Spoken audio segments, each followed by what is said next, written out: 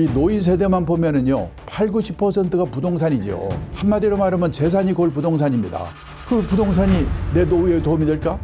열심히 살았는데 유감스럽게 노후 생활비가 모자라는 사람, 그런 사람 어떻게 살 건가?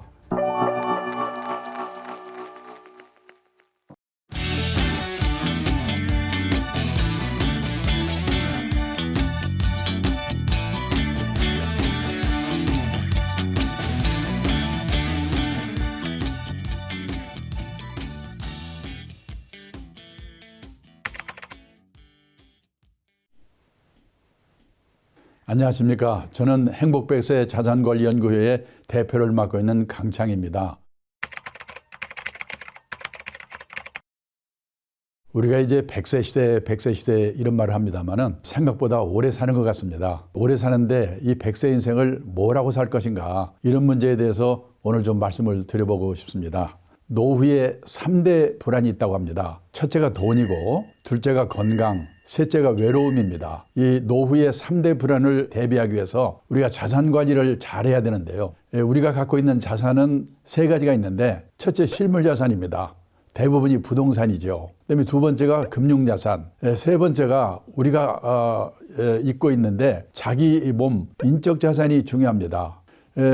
저는 금년에 이제 78세입니다만은 그동안 지나오면서 생각해 보니까 실물자산, 부동산 이거 참 중요하고 금융자산도 중요한데 이 인적자산 이거를 어떻게 잘 활용할 것인가, 이게 가장 중요한 것 같습니다. 제가 이 주니어 시절에 일본에서 연수를 받고 또 일본에서 근무를 하면서 우리보다 20년, 30년 고령 사회를 앞서가는 그 일본 사회를 보면서 이 일의 중요성을 깨닫고 거기에 좀 신경을 많이 쓴 거가 제가 지금 이 나이가 돼서도 참 다행이었다, 그런 생각을 합니다. 오늘은 그 인적 자산 관리 이런 문제를 특히 좀 강조를 하면서 말씀을 드려보도록 하겠습니다. 자산 중에서 이제 실물 자산, 그중에 부동산입니다. 지금 우리나라 부동산이 난리죠. 그런데 우리는 어떻게 보면 갖고 있는 자산이 부동산에 거의 몰빵되어 있다, 이렇게 말씀을 드려야 되겠습니다. 한국은행에서 발표한 자료인데요. 우리나라와 일본의 가구당 순자산을요, 구매력 평가 환율, 물가를 기준으로 한 환율로 계산해서 발표한 게 있는데 우리가 62만 달러, 8억이 넘습니다. 그런데 일본이 52만 달러입니다. 지금의 그냥 시장 환율로 계산하면 어떻게 되냐?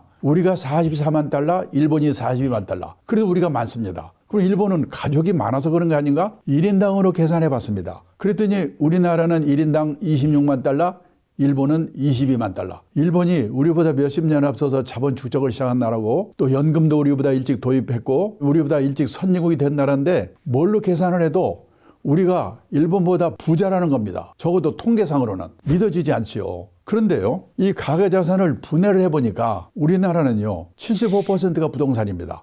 젊은 세대 포함한 거기 때문에 이 노인 세대만 보면은요 8, 90%가 부동산이죠. 한마디로 말하면 재산이 곧 부동산입니다. 부동산이 지금은 굉장히 오르고 있기 때문에 상관이 없지만은 혹시라도 나중에 무슨 문제가 생기면 이 노후가 어떻게 될까 걱정하지 않을 수 없는 겁니다. 그런데요, 미국은 부동산이 32%, 일본은 37%. 그러니까 우리나라는 미국, 일본과 자산 구조가 반대입니다. 다시 말씀드리면요, 우리나라는 재산이 곧 부동산인데 부동산 가격이 비싸니까 부자처럼 보인다는 겁니다. 계속 부동산이 오르면 상관없겠지요. 나라는 미치겠지만은. 근데 혹시라도 10년 후 또는 5년 후, 20년 후 일본과 같은 장기 집값 하락 현상이 우리나라도 나타날 가능성이 저는 크다고 보는데, 그러면 부동산밖에 없는 우리나라 노인들은 어떻게 될 건가 걱정이 되지 않을 수가 없는 겁니다. 우리나라의 부동산이 얼마나 비싼지요, 일본과 비교를 해보겠습니다. 우리나라의 남한 땅의 넓이가 약 10만 평방킬로미터입니다. 일본 땅 넓이는 약 38만 평방킬로미터입니다.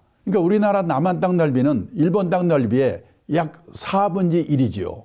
그런데요, 주식 시가총액과 마찬가지로 토지 시가총액이라는 게 있습니다. 우리 남한 땅을 다 팔았다고 가정하면 그게 토지 시가총액인데요.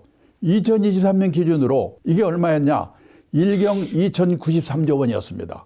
그런데요, 우리 4배 되는 일본의 땅을 전부 팔면 얼마나 되는가? 그때 일본의 엔화 환율이 약세였기 때문에 그런 이유도 있겠지만은요, 그 일본 땅을 다 팔았을 때 1경 1593조라는 겁니다. 우리보다 훨씬 적었습니다. 지금 환율로 계산을 해도요, 일본이 1경 941조 원이랍니다. 그러니까 환율에 따라서요, 우리가 좀 많았다가 일본이 좀 많았다 그러지만은 우리나라나 일본이 땅을 파는 그 토지 시가총액은 같다고 보면 됩니다. 땅 넓이는 4분의 1인데 땅값은 같으니까 4분의 4다. 이 말은요, 우리나라 평균 땅값이 일본 땅값의 4배 비싸다는 얘기입니다. 그런데요, 1980년대 후반 일본이 부동산 버블로 난리가 났을 때였는데요, 제가 그때 일본 동경에서 근무를 했습니다. 그때 제가 들은 얘기입니다. 그때 일본 땅을 다 팔면요, 우리나라 남한 땅 다 판 돈의 15배라고 그랬습니다. 그러니까요, 1980년대 후반에는 우리 남한 땅의 땅값이 일본 땅값의 15분의 1이었는데요. 지금은 같으니까 15분의 15다. 이 말은 지난 30년 동안 일본의 집값 땅값은 왕창 떨어지고 우리나라 집값 땅값은 왕창 올랐다는 얘기입니다. 우리나라 땅값이 오른 거는 다 아시는 얘기니까 생략하고요. 일본 땅값이 얼마나 떨어졌는가를 보겠습니다. 자, 보세요. 여기 일본의 3도 도시 도쿄, 오사카, 나고야의 택지, 집 짓는 땅이죠. 1982년을 100으로 볼 때 9년 동안에 3배 올랐습니다. 그 다음에 20년 동안에 3분의 1로 떨어져가지고 옆으로 기다가 요즘 약간 오른다고 그럽니다. 일본의 장기 집값 하락 현상 또는 땅값 하락 현상, 앞으로 우리 장래에 나타나지 말란 법이 없습니다. 우리나라도 일본과 같은 이 장기 불황이 온다든지 그랬을 때 인구가 줄고 경제 어려워지면 어떻게 되겠는가. 그러니까 지금 우리나라는 온 나라가 지금 부동산에 난리인데요. 한 번쯤 냉정하게 생각해 봐야 된다는 겁니다. 특히 노인 세대의 경우에 재산이 꼴 부동산인데 혹시라도 그 부동산이 잘못됐을 때 어떻게 될 건가, 어떻게 대비해야 될 건가. 부동산을 파세요, 사세요, 제가 이런 말을 할 수는 없습니다. 지금 무슨 일이 생길지 모르기 때문에. 다만 투자라고 하는 것은 리스크가 따르는 것이다. 따라서 원칙을 지키는 게 중요합니다. 투자의 원칙이 뭐냐, 재산이 어느 한 곳에 집중되어 있으면 안 되는 겁니다. 갖고 계신 재산이 100% 부동산에 몰빵되어 있다면 그 부동산이 오를 때 오를 망정 우선 10% 20%라도 금융자산을 가지세요. 그리고 나이가 들어가면서 금융자산의 비중을 높여가셔야 됩니다. 퇴직을 앞두는 환갑 나이쯤 되면은 선진국 수준까지는 못 가더라도 부동산과 금융자산의 비율이 반반 정도는 돼야 된다. 그래야 오르든 떨어지든 주택빈곤, 하우스푸어가 안 된다. 이거는 꼭 생각하셔야 돼요.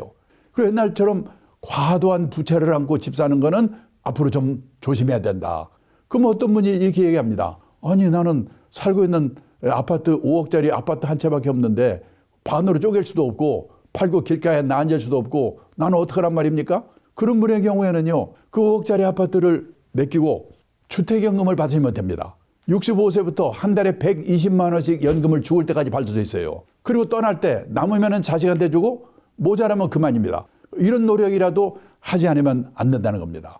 그래서요, 이제 부동산의 비중을 줄이고 금융자산의 비중을 높여가야 되는데 그 금융자산의 비중을 높이는 문제에 대해서는 다른 시간에 들으실 것이기 때문에 또 하나 남아있는 게 뭐냐, 인적자산 관리를 어떻게 해야 되는가. 지금요, 이 퇴직 후의 인생이 얼마나 긴가. 재작년에요, 제압코리아 취업 컨설팅 업체 제압코리아가 발표한 자료를 보니까 우리나라 40세 이상 직장인이 체감하는 평균 퇴직 연령이 51.8세랍니다.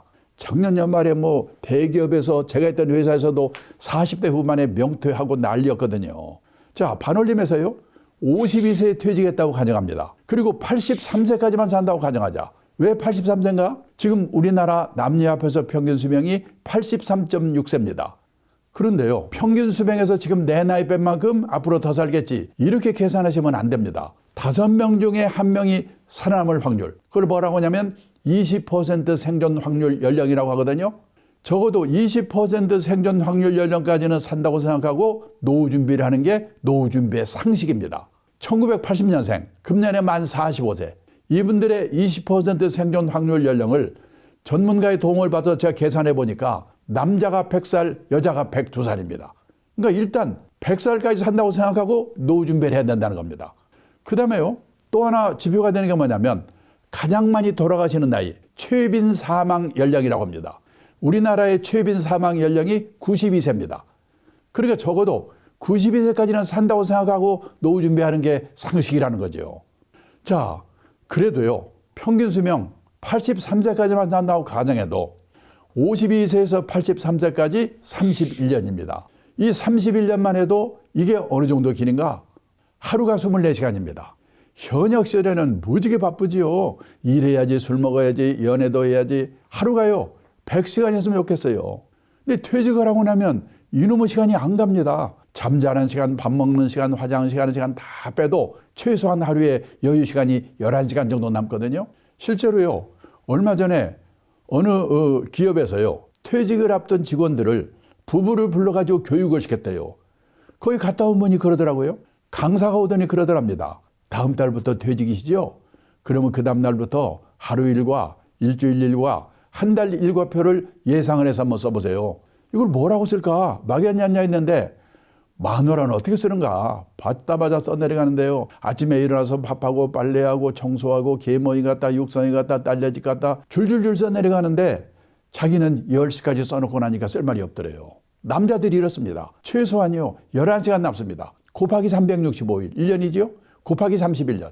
이게 바로 124,465시간입니다. 이게 어느 정도 길인가? 지금 우리나라 직장인이 1년에 회사 나와서 근무하는 시간 연평균 1901시간입니다. 124,465시간을 1901시간을 나누면요 약 65년이 됩니다. 느낌상으로는 퇴직하고 31년만 해도 현역 시절에 65년에 해당한다. 100살까지를 생각하면 말할 것 없습니다.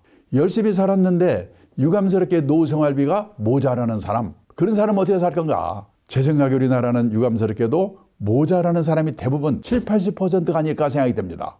인생에서 재산이 제일 많을 때가요 퇴직 직전 50대래요. 통계청 자료를 보니까 우리나라 50대 가구의 가구당 평균 총자산이요 6억 1,400만 원이에요. 근데 빚이 있습니다. 부채 차입금 1억 300 빼면요 5억 1,100만 원. 이게 순자산 자기자본입니다. 지방에 계신 분들은 왜 돈이 저렇게 많지? 이거 서울 수도권의 비싼 집값에서 포함해가지고 평균 돼서 그런 거예요. 집값을 빼고 나면 차라리 지방이 낫습니다. 언뜻 생각하면요 50대 후반에 재산이 5억 1,100만 원 있으면 그럭저럭 먹고 살 수 있을 거 아닌가. 근데 문제는 5억 1,100만 원 중에서 살고 있는 집값이 4억 2,700만 원이에요. 얼마 남습니까? 8,400만 원 남잖아요. 아 이걸로 30년 40년을 어떻게 삽니까? 그러니까 8,400만 원 갖고 주식 사서 튀겨볼겠다 빵으로 받는거나 뭐 코인 산다고 날리고 지금 난리지 않습니까? 그러면요 남는 게 뭐냐? 부동산인데요. 그 부동산이 내 노후에 도움이 될까? 제가요 일본에 근무하면서 알던 일본인 친구가 있는데 도쿄 수도권에 살고 있습니다. 28평짜리 아파트에 살고 있습니다. 그 사람들은 집에다가 돈을 처발리지 않거든요. 그 아파트를 1984년도에 우리 돈으로 계산해서요 1억 2천만 원에 샀대요. 그 쫙 올라가지고 일본 집값이 제일 비쌀 때가 언제냐? 1991년 부동산 버블의 피크일 때입니다. 이게 3억 6천만 원까지 올랐습니다. 지금 거기 살고 있거든요. 제가 가끔 전화해서 물어봐요. 야 지금 너희 집 얼마냐? 작년 연말에 물어봤더니요 우리 돈으로 한화로 3천만 원 4천만 원에 팔릴지 말지래요. 팔아봤자 1년 생활비가 안 되는 거예요.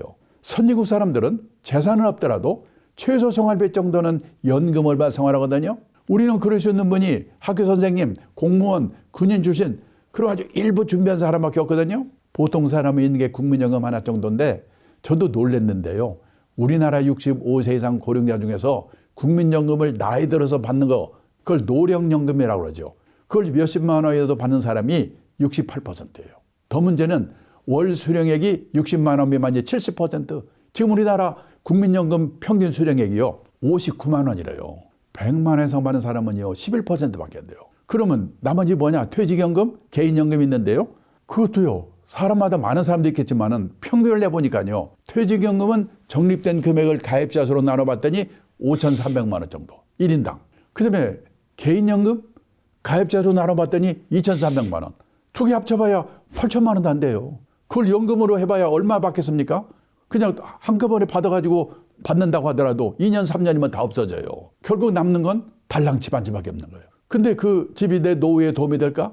지금 일본 동경에 가면요 신도시 우리말하면 분당 일산 80년대까지만 해도 흥청흥청하던 신도시인데요. 저녁에 가보면 불안도는 아파트가 많아요. 일본의 빈집이요 2018년 현재로 849만 채라고 하더라고요. 재작년에는요 900만 채로 늘어났습니다. 10년 후가 되면 일본 집 3채 중에 한 채가 빈집이 될 거래요. 도움이 안 돼요. 노후에. 우리나라는 그건 빈집이 없는 줄 아십니까? 지난 여름에 혹시 중앙 일간지 보신 분이 계신지 모르겠는데 전면으로요 빈집 특집이 나왔어요. 2023년 현재로 우리나라의 빈집이 153만 채래요. 미분양 아파트까지 포함해서. 시골에 농가주택 비어있는 거? 아닙니다. 대도시 한복판에도 빈집이 생겨요. 요즘은 지방에도요, 이 외곽에 신도시가 생겨요. 인구는 줄은데. 그러면 구도심에 있던 젊은 친구들이 글로 이사 가고요. 구도심에는 노인들만 남아있다가 돌아가시면 비는 거예요. 근데 신문에 텔레비에서는 노후가 편하려면 10억에 세야 되느냐, 7억이 세야 되느냐. 저는요, 신문기자 만날 때마다 제발 좀 그런 것 좀 쓰지 마라. 우리나라 대부분이 그렇게 안 되는데 그런 기사를 보면 도움이 됩니까? 복통 터지고 초조하지요. 그래서 지금 온갖 사기 사건이 횡합니다. 부동산 기획 사기, 책방에 가보면 재테크 광풍입니다. 2배로 튀기는 법, 3배로 튀기는 법. 책 한 권 읽고 2배로 튀길 수 있으면 그 인생이 얼마나 간단하겠습니까? 그런 방법 없죠. 일본의 신문기자, 일본경제신문에 서울에 와서요, 특파원으로 4년 동안 근무하고 간 신문기자가 있는데 이 친구가 임기 마치고 자기 나라 돌아가면서 저보고 뭐라고 한지 아십니까? 한국에 와서 4년 동안 근무하면서 보니까 한국 사람들은 돈을 버는 방법, 그 사람을 자산 관리해서 입구 관리라고 표현했습니다. 입구 관리에 대해서는 쌍부로 결심이다. 그런데 나이가 60이 돼서 번 돈이 모자란다? 그러면 그 사람은 부자 될 확률이 별로 없죠. 그러면 어떻게 되냐? 맞춰 사는 방법을 배워야 되죠. 또 운 좋게 부자가 됐다? 그러면 아름답게 쓰는 방법. 그 사람을 자산 관리해서 출구 관리라고 표현했어요. 한국 사람들은 입구 관리에 대해서는 무지 결심인데 출구 관리에 대해서는 집에서 가르치냐, 학교에서 가르치냐, 사회에서 가르치냐. 공부가 너무 안 돼 있다. 이 친구가 이러고 가는 거예요. 저 기분이 얼마나 나쁘겠습니까? 그래서요, 일본 가도 미국 가도 열심히 살았는데 유감스럽게 노후 생활비 모자라는 사람 거기도 많습니다. 어떡하냐? 할 수 없지. 나는 생활비가 모자라니까 체면불구하고 요쪽 빠지는 거 감소하고 허드렛 일이라도 해가지고 한 푼이라도 벌 방법이 없을까?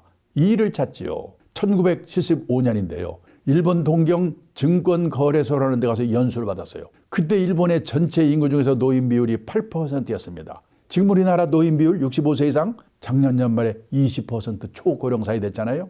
50년 전에 일본의 노인 비율이 지금 우리나라 노인 비율의 절반도 안 됐을 텐데요. 지금 생각해 보니까 그때 일본의 노인들은 체면을 버리고 일할 준비가 되어 있었구나. 그때 제가 2가지 광경을 목격했습니다. 동경증권거래소 지하에 주식이나 채권을 보관하는 창고가 있는데요. 그 앞을 견학하는데 머리가 허연 70원 넘어서 갔던 노인들이 100명 정도 앉아가지고 주식을 세고 있어요. 저 놀래가지고 안내하는 분한테 물어봤죠. 저분들은 옛날에 뭐 하던 분들입니까? 옛날에는 회사 간부도 했고 공무원 출신도 있고 한 자리씩 다 한 사람들이지요. 얼마씩 받아요? 시간당 500엔. 우리 돈으로 5,000원 정도 받고 일한대요. 끝나고 제 숙소가 비즈니스 호텔입니다. 거기를 가보니까 5시가 되니까 젊은 아가씨들이 퇴근을 하고 할아버지들이 밤땅번으로 교대를 하는 겁니다. 제가 그 2가지만 가지고 일반화시킬 수는 없지만은 젊은 나이에 그걸 보고요. 나이가 들어서 일을 하려면 폼나고 고난 있는 일은 젊은 사람한테 주고 저렇게 허드렛 일을 해야 되는 거구나. 나도 이제 앞으로 오래 살아야 될 텐데 저런 준비하고 살아야 되겠구나. 저는요, 그때 그걸 본 것이 제 인생에 얼마나 도움이 되는지 모릅니다. 일해서 돈 벌어야 된다. 다 그렇게 생각하고 있다는 거예요. 그래서 일본의 70세 남성의 취업률이 46%, 절반 정도가 다 일하고 있다는 겁니다. 깜짝 놀랐습니다.